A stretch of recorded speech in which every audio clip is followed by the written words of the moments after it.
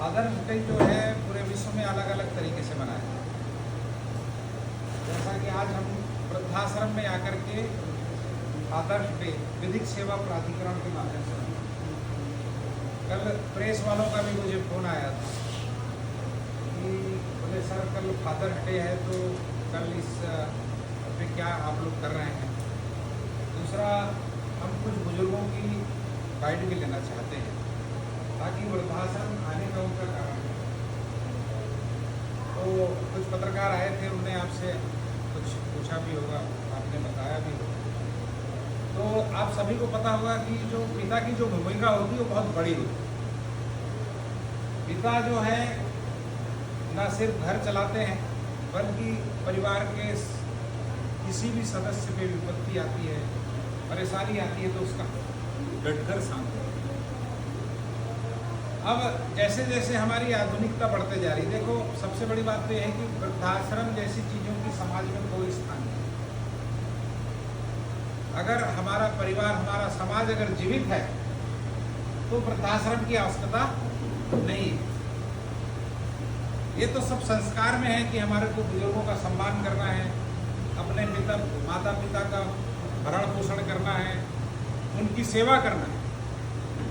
मैंने देखा है वृद्धाश्रम में विगत 15 सालों से चला रहा हूँ, तो मैंने महसूस किया है कि आदमी के पास कितना भी पैसा हो, कितनी भी धन दौलत हो, लेकिन जब आदमी बूढ़ा हो जाता है, वृद्ध हो जाता है, तब वो पैसा काम नहीं आता। उस समय काम परिवार आता है कि जब हाथ पैर नहीं चलते हैं तब आदमी शौचालय नहीं जा सकता, अपना लेटरिन बाथरूम नहीं कर सकता, नहा धो नहीं सकता। ऐसी स्थिति में परिवार के लोगों की हमको सहायता की आवश्यकता पड़ती है। अगर वो नहीं है हमारे पास तो क्या होगा कि हमारी जो स्थिति वो जानवरों से भी बदतर हो जाती है कि हमें वहीं पे लेटरिन करना है, वहीं पे बाथरूम करना है, कपड़े में ही पूरे सब कुछ करना है। कोई खाना ला के दे दे तो खा पाएंगे, नहीं तो खाना भी नहीं खा पाएंगे।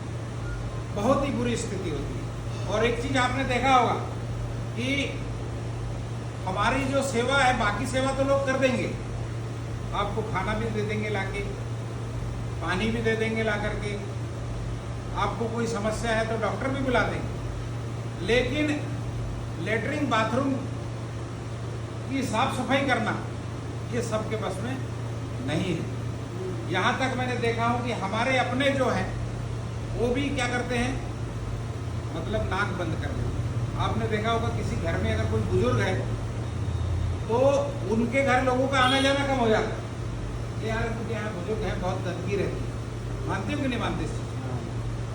मतलब गंदगी से हर आदमी को घृणा होती है, लेकिन क्या होता है कि हर आदमी को बुजुर्ग होना है, बुढ़ा होना है, उसके बाद में भी उसको इस दुनिया से विदा होना है। तो ये बड़ी समस्या है। तो पिता की जो भूमिका होती है बहुत बड़ी होती है। हमारे पास ऐसे भी बुजुर्ग हैं सर कि जिनके बाल बच्चे हैं और बाल बच्चे होने के बाद में भी बाल बच्चों ने नकार दिया, इसकी वजह से वो यहाँ शरण लेकर रह रहे हैं। उनके लिए बहुत दुखद है। हम जब उनके बारे में चर्चा करते हैं तो उनकी आंखों से आंसू गिरते हैं। और आपको पता होगा सरकार ने माता पिता भरण पोषण अधिनियम 2007 बनाया, जिसके तहत अगर कोई बाल बच्चे, उनके बेटे बेटी अगर उनकी सेवा नहीं करते हैं, उनका भरण पोषण नहीं करते हैं तो उस पर कार्रवाई होती, सजा का भी प्रावधान। लेकिन मैंने महसूस किया हूँ सर कि माता पिता का दिल ऐसा होता है कि बेटा कितना ही कुलक्षणी हो, कितना ही बेकार हो, वो मारता पीटता भी है, उसके बाद में भी माता पिता ये नहीं चाहते कि मेरा बच्चा जेल जाए या मेरा बच्चा जो है वो उसको किसी प्रकार की तकलीफ हो, वो नहीं चाहता। तो माता पिता का जो दिल होता है वो बड़ा होता है। जैसे आपके बच्चे आपके साथ व्यवहार करते हैं, वैसा उनके बच्चे भी उनके साथ व्यवहार करेंगे, तब भी वो नहीं चाहेंगे कि हम जो है अपने बच्चों के खिलाफ कोई एक्शन ले। बहुत कम ऐसे मामले आते हैं। सर लोग तो जज लोग हैं, न्याय लोगों को दिलाते हैं, न्याय करते हैं, लेकिन इनके पास भी बहुत ऐसे कम प्रकरण आते हैं जो कि माता पिता लिखित रूप में जब तक शिकायत नहीं करेंगे तब तक सरकार कोई कार्रवाई नहीं कर सकती, कोई कार्रवाई नहीं कर सकती, क्योंकि जब तक कोई शिकायत नहीं आएगी तब तक वो कोई एक्शन नहीं ले सकते। तो बहुत कम ऐसे प्रकरण हैं जिसमें लोगों को सजा हुई होगी, बच्चों को बहुत कम ऐसे हैं प्रकरण, ऐसी बात नहीं है। जिनने शिकायत की है तो उस पर बराबर कार्रवाई हुई है और उनको सजा भी हुई है। मैं आप लोगों को एक चीज़ बताना चाहूँगा कि हमारे जो वृद्धाश्रम आश्रम में आने के बहुत सारे कारण हैं। उसका पहला कारण तो यह है कि परिवार में विघटन। आपने देखा होगा कि लोग कमाने के लिए बाहर चले जाते हैं, बच्चों को बड़े बड़े लोग कलेक्टर, IAS, IPS, जज, बहुत सारे ऐसे बड़े बड़े लोग हैं जो चाहते हैं कि हमारा बच्चा हाई एजुकेशन प्राप्त करे, बड़े से बड़ा अधिकारी बने, इंजीनियर बने, डॉक्टर बने। और जब क्या होता है कि जब वो उनको पढ़ाते लिखाते हैं तो उनको नौकरी पे विदेश चले जाते हैं, माता पिता को वहाँ ले जाना नहीं चाहते या वो जाना नहीं चाहते। ऐसी स्थिति में क्या होता है कि माता पिता वहीं पे रहते हैं, बच्चे काफ़ी दूर रहते हैं। ऐसी स्थिति में उनको एकांकी जीवन जीना पड़ता है। तो कई ऐसे आश्रम हैं जहाँ लोग पैसा दे करके रहते हैं, तो वहाँ वो इसलिए रहना चाहते हैं ताकि उनको सुरक्षा मिले, उनको वहाँ पे बातचीत करने वाले लोग मिल जाए, वहाँ पर उनकी चिकित्सा व्यवस्था हो जाए और उनका जीवन सुरक्षित रहे। आपने पढ़ा होगा कई बार कि बुजुर्ग दंपतियों की हत्या करके लोगों ने चोरी कर ली, डाका डाल दिया, लूट लिया। ये होता है कि नहीं होता? तो ये मेन कारण है उसका। तो बाल बच्चों की जैसी जैसी दूरियां बढ़ रही, चाहे वो गरीब हो चाहे अमीर हो, अगर गरीब है तो उसको वृद्धाश्रम आना पड़ेगा।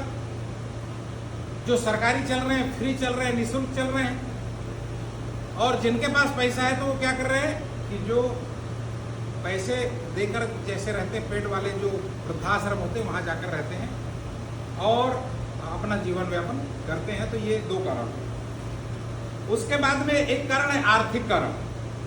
बहुत सारे लोग क्या होता है, परिवार बड़ा होने की वजह से आर्थिक समस्याएं रहती हैं, तो लोगों को लगता है कि यार ये बुजुर्ग आदमी हमारे घर में खाना खा रहे, इससे हमारा खर्चा बढ़ रहा है, गरीबी है। तो लोग क्या करते हैं, बुजुर्गों से किनारा कर लेते हैं। एक भाई बोलता है वो पालेगा, एक भाई बोलता है वो पालेगा, एक भाई बोलता है वो रखेगा, एक भाई बोलता है वो रखेगा। ऐसी स्थिति में माता पिता एक समय ऐसा आता है कि वो अकेले रहते। जब तक उनके हाथ पैर चलते हैं सर, तब तक उनको कोई समस्या नहीं, बढ़िया अच्छी जिंदगी रहती है। बस दोनों पति पत्नी बुजुर्ग जो हैं वो बढ़िया बनाते हैं, खाते हैं, रहते हैं। इस बीच में अगर कोई एक साथ छोड़ के चले गया तो समस्या आ जाती है।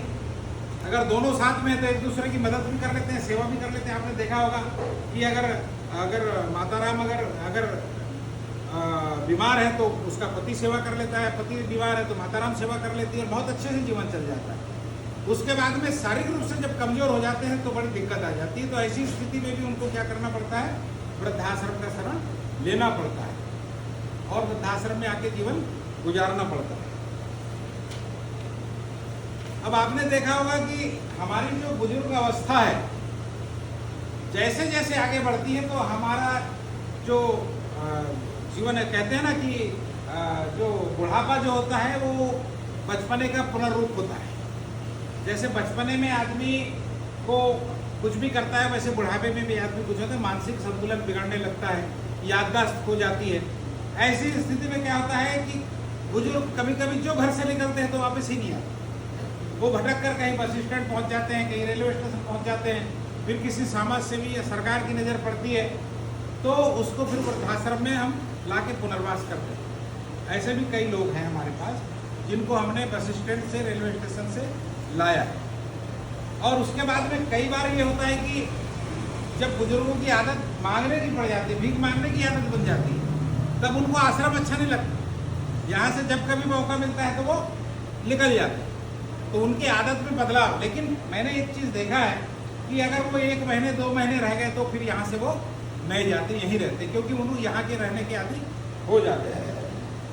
सुरक्षा, जैसा कि मैंने आपको बताया था कि वृद्धाश्रम में एक चीज़ तो है, किसी भी बुजुर्ग को सर कोई परेशानी होती दूसरा बुजुर्ग बता देता है कि सर ये खाना नहीं खा रहे हैं, या इनको बुखार है, या इनको तकलीफ है, या ये कल बाथरूम में गिर गए थे, या इनको जो है नींद नहीं आ रही, रात रात भर सो नहीं रहे, कोई भी आदमी कुछ ना कुछ उसके बारे में बता देता है।